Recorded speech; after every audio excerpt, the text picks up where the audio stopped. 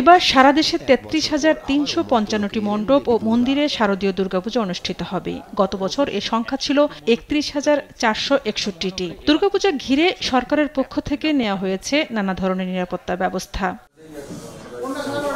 রোববার সকালে সচিবালয়ে স্বরাষ্ট্র মন্ত্রণালয়ে অনুষ্ঠিত আইনশৃঙ্খলা সংক্রান্ত কোর কমিটির নিয়মিত বৈঠক। এতে সভাপতিত্ব করেন স্বরাষ্ট্র উপদেষ্টা জাহাঙ্গীর আলম চৌধুরী। উপস্থিত ছিলেন আইনশৃঙ্খলার বিভিন্ন বাহিনীর প্রধানরা। বৈঠক শেষে স্বরাষ্ট্র উপদেষ্টা বলেন, দুর্গাপূজা নিয়ে কোনো ঝুঁকি নেই, কারো মধ্যে কোনো শঙ্কা নেই বলেও দাবি করেন তিনি।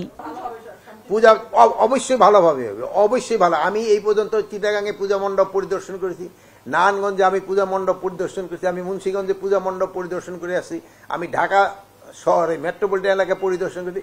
কোথাও কারো ভিতরে কোনো ধরনের শঙ্কা নেই।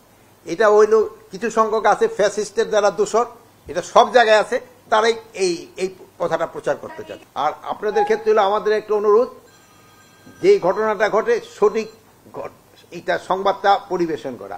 এই যেহেতু আপনারা সবসময় সঠিক সংবাদ পরিবেশন করায় কিন্তু মানে দেশবাসীরা উপকৃত হচ্ছে। তা না হলে পার্শ্ববর্তী দেশ এবং ফ্যাসিস্টের কিছু দোষর সবসময় একটা মিথ্যা সংবাদ স্পেশালি ইউটিউব, ফেসবুক এগুলিতে দিয়ে দেয়। এগুলি আপনারা প্রতিবাদ করবেন এবং প্রকৃত যে তথ্য ওটা আপনারা সবার সামনে উঠে ধরবেন।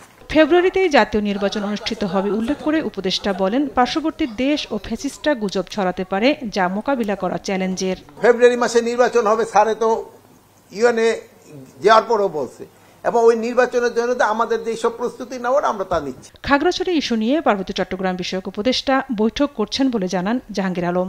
বর্তমান পরিস্থিতি আজকে এটা নিয়ে আমাদের যেখানে উপদেষ্টা আছেন পার্বত্য চট্টগ্রাম বিষয়ক উপদেষ্টা, উনি 10টার সময় সবাই নিয়ে বসছেন। ঝর্ণা রায়, দেশ টিভি, ঢাকা।